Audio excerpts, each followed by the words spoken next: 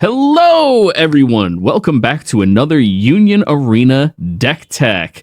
Today, we're sitting down with Giant Dad to talk about one of the most consistent and control-oriented decks in the current meta. Gawain-Guren Code Geass, or as we just commonly call it, Purple Code.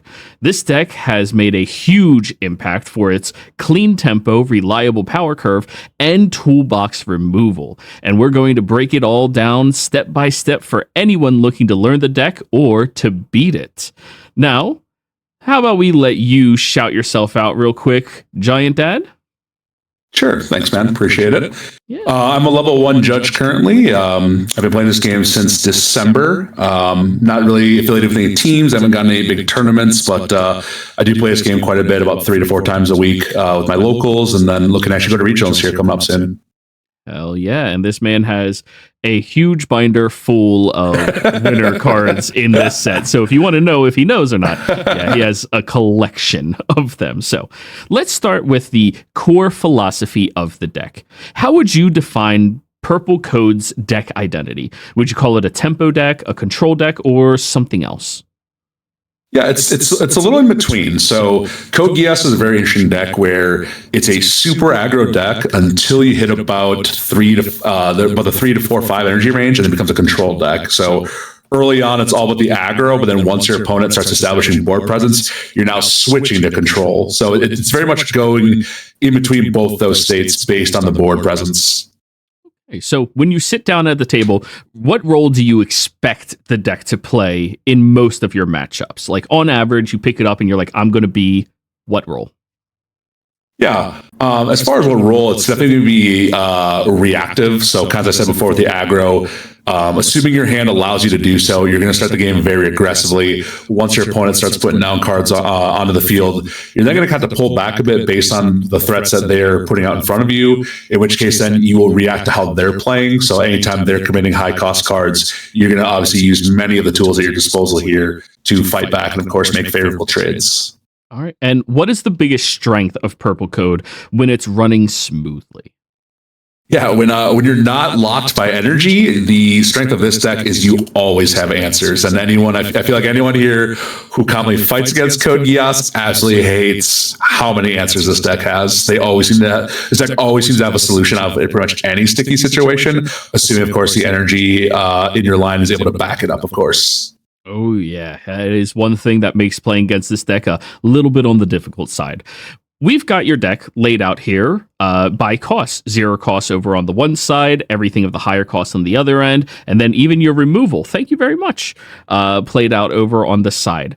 Looking at the curve, how important is your early game to setting up the mid game? And I'm going to show that curve right now on stream. Bam, look at that. Yeah. So again, the curve is really huge. You do have a deck that has 16 0 to 1 costs. So you have your 12 0 costs here. You have 4 of a 1-drop. This lets you very early on, if you draw right and you mulligan right, to immediately push aggro and get your board presence. And then again, by turn 2, turn 3, based on your positioning, you can start setting up your important cards here, like your double energies. Both your double energies are 3 costs. So knowing who you're playing against, knowing the cards you have in hand and what you're going to draw into will play a big part of, how much you're going to commit early game to pushing versus getting your energy line established. Because this deck really thrives once it gets the double energy. If you don't see these guys and they're buried in your deck, you're going to have a really rough time. Okay, so would you say that you expect the power spike of this deck to happen consistently when you get to that 4th energy, 5th energy, or do you think the power spike comes a little later in the game? Honestly, once you hit that 1 double energy and you have 5 on the board, you know it, your opponent knows it. You are online to run your Gurens, depending which ones you have in your hand, and you can make a lot of good trades based on what's on the field. So definitely, once anyone you're playing the deck or playing against it, once you see a double energy and they have 5 on the board, you need to be very aware of how many cards they have in hand and what options they can potentially play against you. Now, can we go and walk through from your 0s all the way up to, before we hit the big top end of your deck, what each of these cards' roles is inside of the deck itself? Because you have a few cards that may not be obvious as to why they are played in this deck. For sure, let's run through them. So I run 4 of the C2s here. Some people run this card, some people don't. I like this card because at least if you look at the board here, every single card on this table can be rated on if they're not non-raid. You have no non-raid targets. Some people prefer to use Die Hard. Some people prefer to use Ogi. Both those are non-triggers. Triggers are king in this game. The deck has 46 triggers. Of course, these 4 are your non-triggers, and for some reason they'll always be in life. I hate it, but that's how it is. But this card lets you get out some sticky situations. So, you can occasionally tap her if you're just not seeing that last 0, 1, or 2 to play one of your 3-cost double energies. You can always tap this card, generate that extra energy, play your double energy, and then even get extra value by rating a Gawain on top of it, for example. Then you're not really losing the card. It doesn't feel as painful. So C2 is a great choice in the deck. You can even push up with her. Just hope to God they don't have a deck that can BP minus, because 1,000 is not very hard to do. Do not push her if you're playing against Code Geass. Very bad decision. Good tip. Your 0 here, standard raid target. He counts as a Lush. Not a whole lot to say with him. Again, early game push, raid target. Collin's a big one. Your Collin is going to be your standard raid target. You always want to prioritize rating on this one. It's a 1500. It's a get trigger. Add your hand. Just standard raid target. Now, where it starts getting interesting is your color trigger. So your color trigger Collin is awesome. She's a 1-drop. You can play her on very early on, potentially turn 1 if you're going second. She's also your color trigger.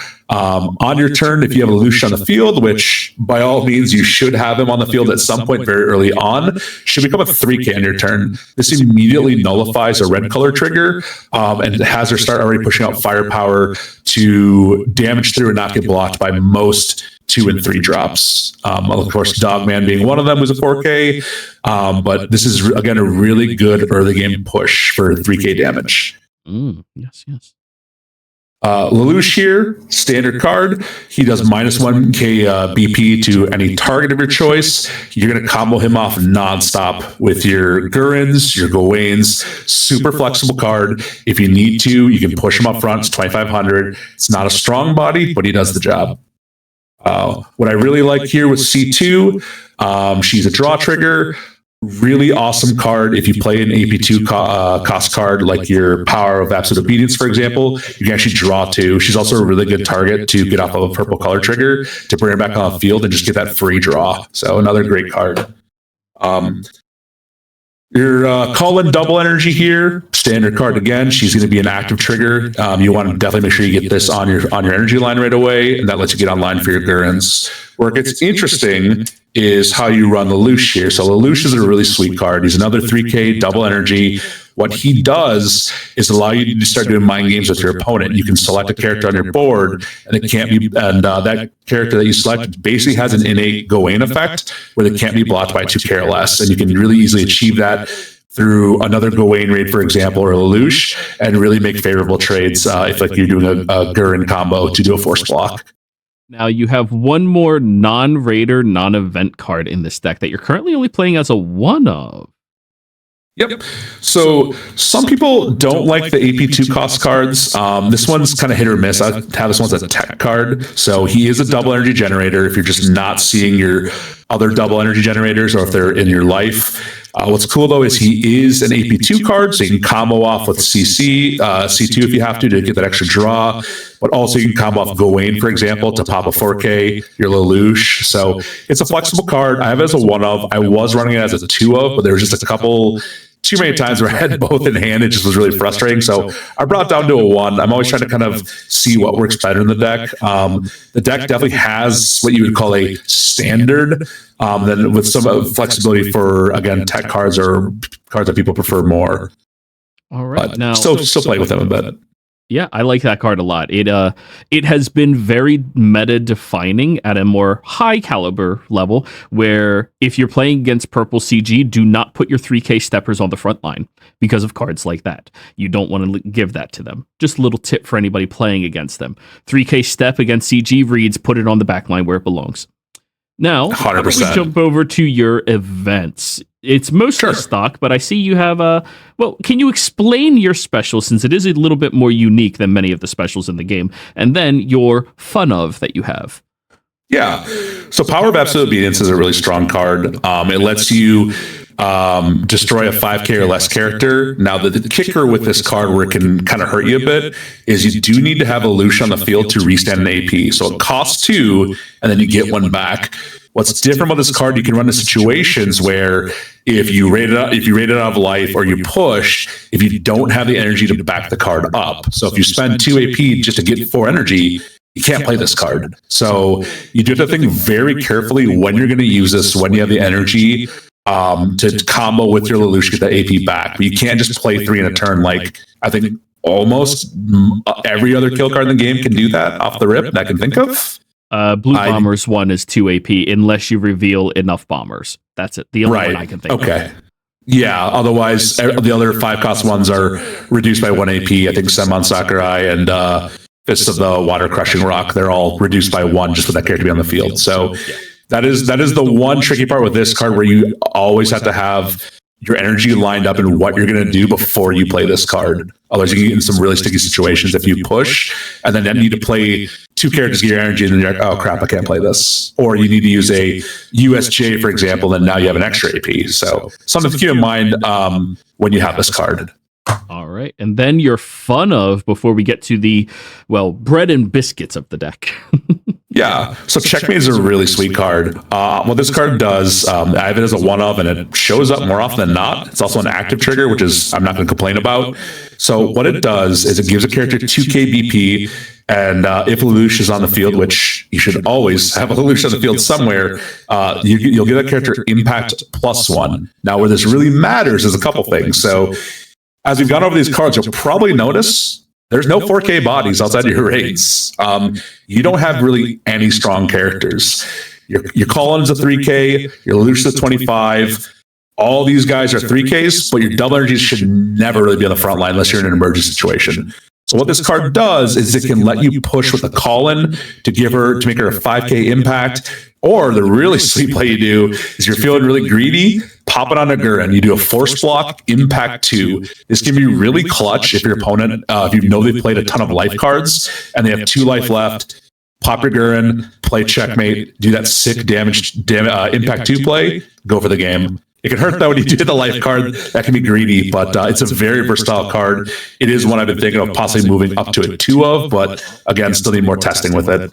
All right, and now to the biscuits and gravy, if you will, the meat and potatoes of the deck, your Raiders, the thing that people fear the most out of Purple CJ.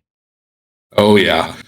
Gawain, arguably one of the best raids in the entire game. He is a 4 of non-negotiable. He's a sweet card. He raids actually both off of Lelouch and C2. So whenever you're tapping your C2 for that extra energy, when you've done your whole play, pop a Gawain on the field, immediately value off that without losing that card. You can raid him defensively. If your opponent's pushing 4Ks out, raid him. You've just dropped them all to 3Ks. You get a free block off them. What's really good too in the higher level of play, most people probably know, but you can really throw people off.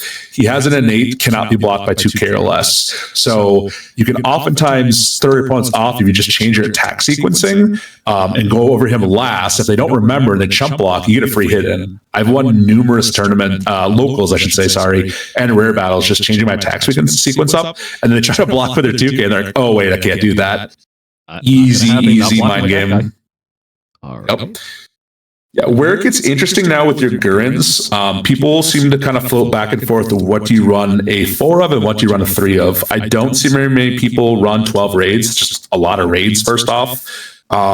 So people usually will flip-flop between the 4 and 3. So I love Force Block. Force Block is fun to do. It's really rewarding.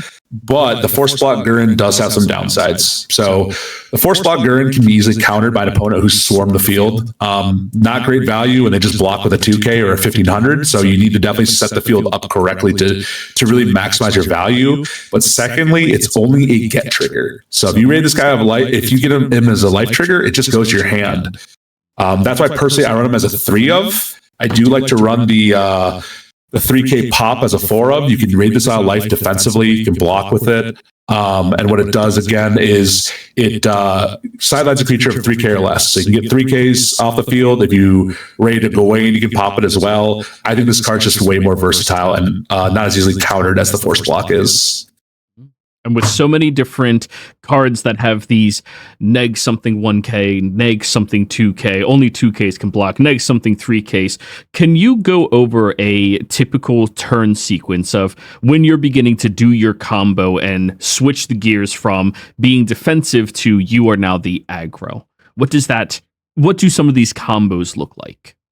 Sure. So Code Geass is also a very combo heavy deck. You're going to commit a lot of AP2 plays, just setting up your combos. So for example, if you're at 4 energy and you need to pop to 5 to raid your Guren, you can tap a C2. You can play your force blocker, and assuming you have a Lelouch on the field to do a because you do need a Lelouch on the field to do your force block. It's only at the time of play, not during your attack. That does throw some people off. They'll say, hey, you don't have a Lelouch. It's at the time of play. If you raid Guren and Lelouch is on the field, you have that effect innately. You can then raid off a Lelouch, doesn't matter.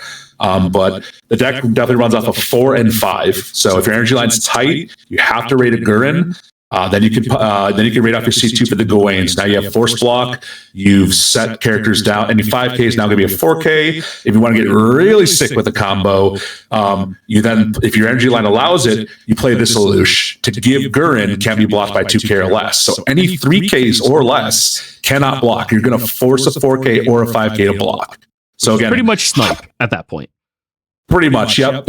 So again, you have a lot of sick combos if you have the hand for it, if you have the energy for it, but you got to be careful how you're using your energy and how you're setting it up. Because you can trap yourself sometimes with this Guren, for example, because this Guren is not a minus 3K, it's a 3K or less gets sidelined. So if you have exactly 5 energy and you raid this guy, you can't do that. You can't do that Gawain raid. So you do have to be mindful of your energy state and how this card works off of Gawain. So again, a lot of thinking in this deck, a lot of looking at your energy line and really maintaining it, not being too greedy, but also fully committing when you have the combos in hand. So, what does your ideal opening hand look like? What do you prioritize doing during your mulligans? What are you looking for to make sure you are able to curve properly and then take over the game in the late game? Sure. So ideally in your opening hand, you're going to want to have I like to shoot for between 3 to 4, 0, 1, and 2s to kind of see how I'm going to curve out my energy. This deck excels when you can, if you go turn 1, go turn 2. I am always pushing up characters. That early chip damage there is huge for this deck because as you see, a lot of the plays you're doing, you're committing, 2 AP, even 3 AP. That's your whole turn. You can run out of gas, essentially, if you're playing all these in the end game, so you need all that early game damage as soon as you can. That 2, that 3 early game damage that you do to them is huge, not to mention by threatening the board with, again, a couple of chumps, you are forcing them to respond by pushing a character forward. That could essentially slow them down when they're trying to build their energy line if it's not a step. And as you said earlier, if it's a step character, great. Pop them with a Guren, pop them with a Lelouch, set them back. That early game is huge. You really can't wait to be defensive. If you end up having a bricked hand or you're going first, you will play a little bit slower. But you really got to rely on these guys doing the early damage because if your opponent has impact negate or starts putting up a wall of bodies, these guys do nothing. You start getting chump block, and then you start basically being blocked by everything. So you only have chumps. So that early game is huge, just getting that damage out. I go for, again, 3 to 4 low-cost characters that I can know my next turn, push up 2 or push up 1 based if I went first or second. All right. Now, what's one piece of advice you'd give a new player picking this deck up for the first time? Definitely know all the decks. I know, and I feel like that's a little bit of a loaded statement, but realistically, knowing all your opponent's decks, what decks you're going to fight, is huge in the game to know how you're going to play. Are you fighting against a green Saitama? You know you are on a clock before you're going to die. Once Silverfang comes out, they have a free block every time. You have to go all in. Green decks are huge. Lancelot, Karapika, GGO, all those slower start. Yeah, Kipachu can be BP minus. We'll cover that in the Kenpachi video. Yep. Those kind of decks, you're going to need to go really, really fast. And then again, knowing against an aggro deck, how do you stabilize your board, get your energy line ready to then start controlling the board with Gurens or Gawain? So again, I know it's kind of a loaded statement, but with this deck especially, it being reactive, you kind of need to know every deck and how they work. Do they have a 5K? Because again, 5Ks, your really only answer to get rid of them is either doing a combo, a 3 AP combo, as you said earlier, with a force block. You can do 2 BP minus 1Ks and do a 3K pop, which again, it's still a 3 AP turn, or use your special, which usually is how I deal with 5Ks. So really knowing who you're fighting against, what their strongest cards are, and how they're going to handle your cards. It will set you apart from someone just playing the deck versus, really piloting it well. Okay, now that wraps up our look at Purple Code. Thank you so very much, Giant Dad.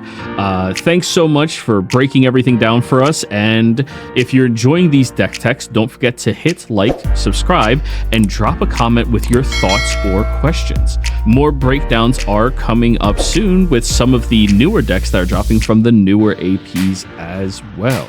Also, don't forget to hit me up over on my channel if you're looking for more in-depth gameplay, where we have Giant Dad playing Guren in Through the Gauntlet against some of our other players and newer IPs as well. Thank you very much, and we will see you next time. Goodbye.